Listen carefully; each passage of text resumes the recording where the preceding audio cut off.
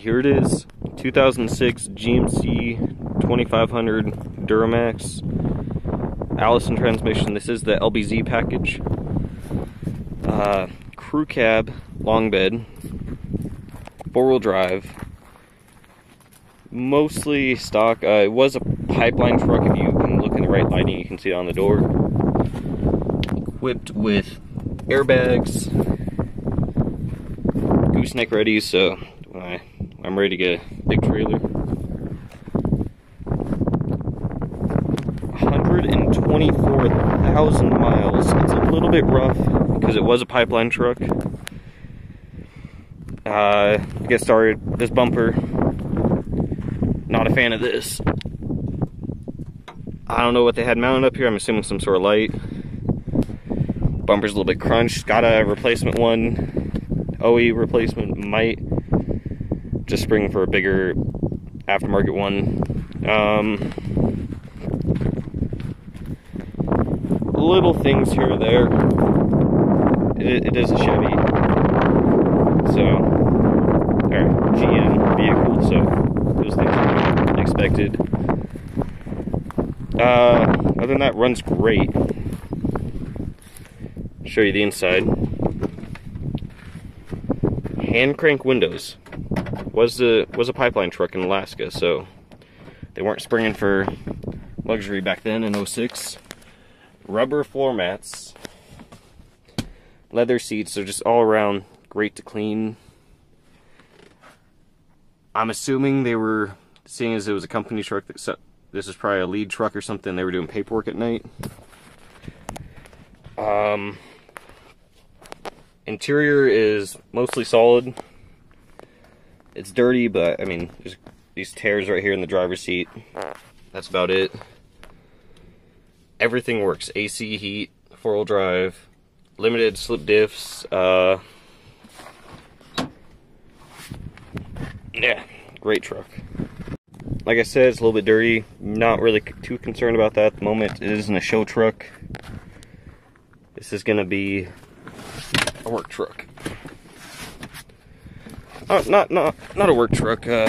My company provides us with trucks, but I did need something to haul around motorcycles, cars, engines, whatever. And with this one, the seats fold down. Now this is a crew cab. This isn't no shallow crew cab like the newer trucks have. On a long road trip, this could potentially become a bed if I really wanted it to be. Depending on how far out of state I go. Say I drive across country to buy a car or something.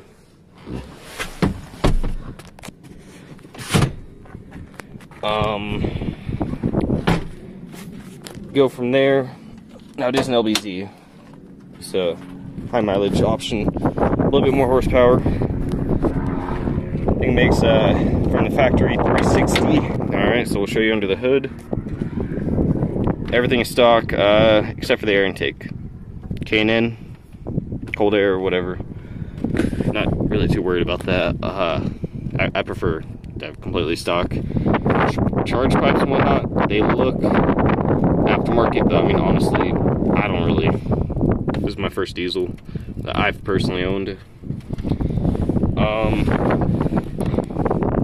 Now, I got a pretty good deal on it, seeing as it's more base model, and there are a couple things wrong with it, like the power steering pump, and I don't know if you can see it, but the water pump is also leaking. Other than that, everything is solid. Starts right up, doesn't overheat, nothing.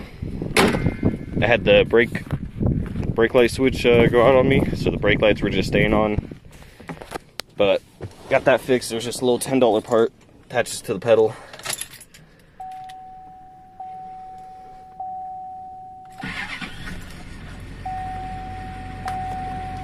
Now, it's a 2006, was 124,000 miles. So this is 2006, that's pre-death.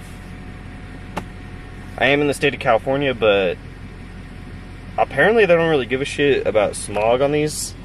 this generation diesel, as long as it doesn't have a check engine light and it's not rolling coal, which I'm not going to be rolling coal. I may throw a tuner, maybe some injectors on it. Probably going to do the lift pump as soon as I can. I want to rebuild the steering, whatever is loose in it, and the front end, all the ball joints, tie rods, all that. AC blows ice cold. Yep. Stock radio works well for, I mean, my last car that I bought didn't even come with a radio, so I'm not gonna complain about that.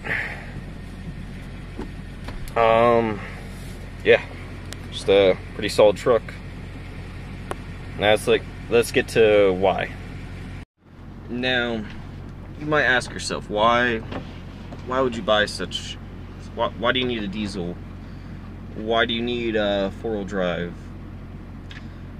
Personally, I really don't. But don't get this mistaken.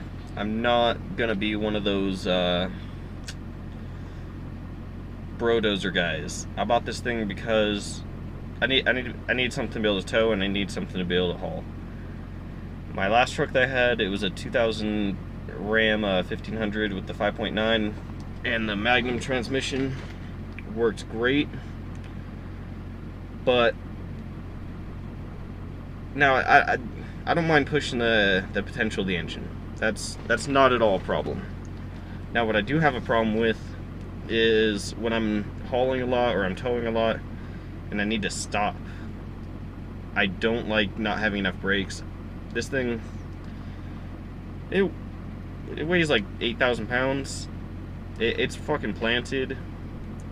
It'll handle everything. I've towed is it 1,000 gallons of water in a water buffalo in a 1500, and I've done it in Duramax, and I've done it in Cummins. The diesels just handle it way better. I don't tow anything that heavy very often, but say I wanted to go buy an old Nova or something. Those aren't like cars.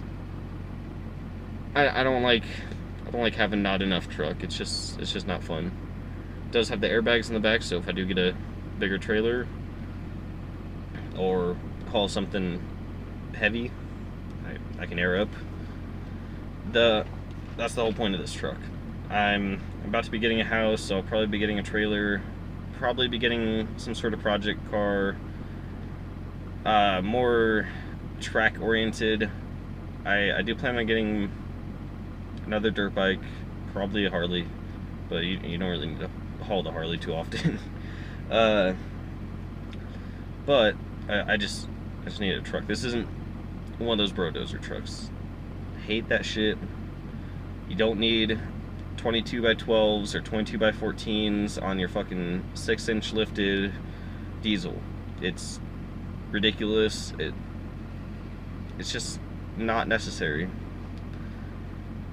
You're not even going off-roading. I said a 20x10s or 20x12s with 35s, 37s. Okay, you're going off-roading. But all these guys, they put these stretched little tires on, and I used to work at Texas Tires. I used to do that to people's trucks. It's not right. Not what these trucks are meant for. Now, if you're here because you want to see me build up this LbZ and roll coal and do all this ridiculous stuff, not gonna happen. This is just gonna be a solid work truck. I'm gonna clean it up. I might even paint it because I don't like the clear coat.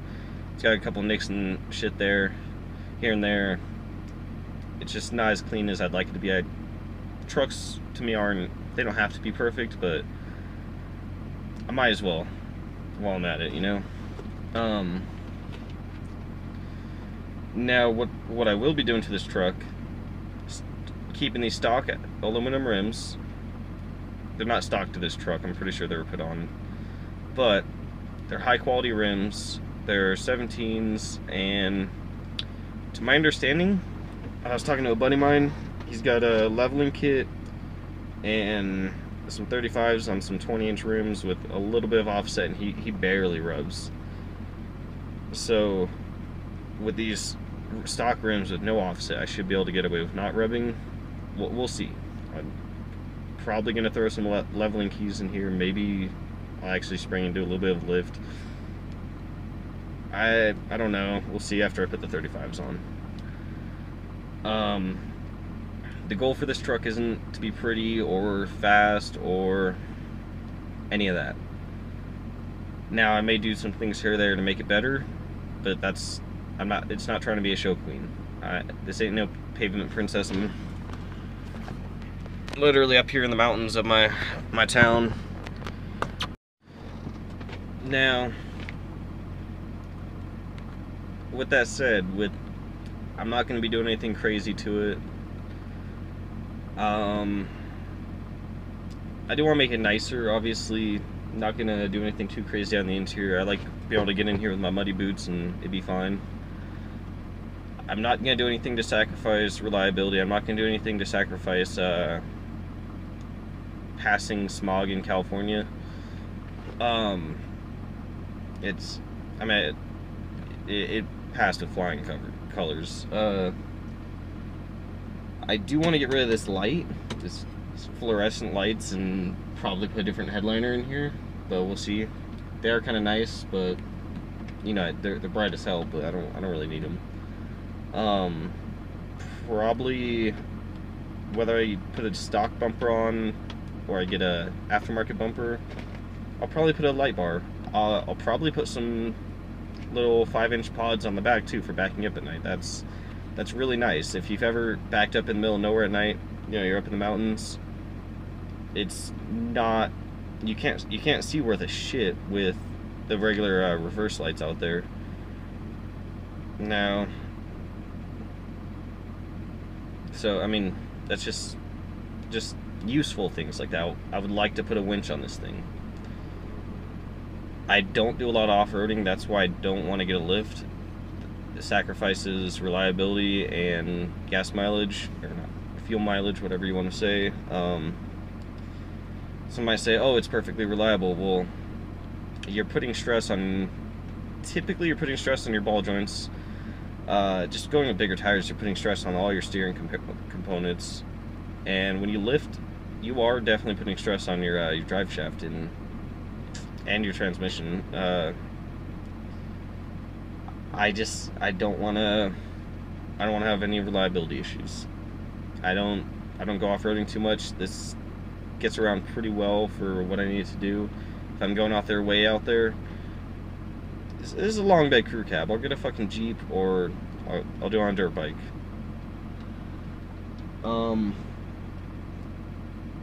Yeah. So this is my LbZ Duramax.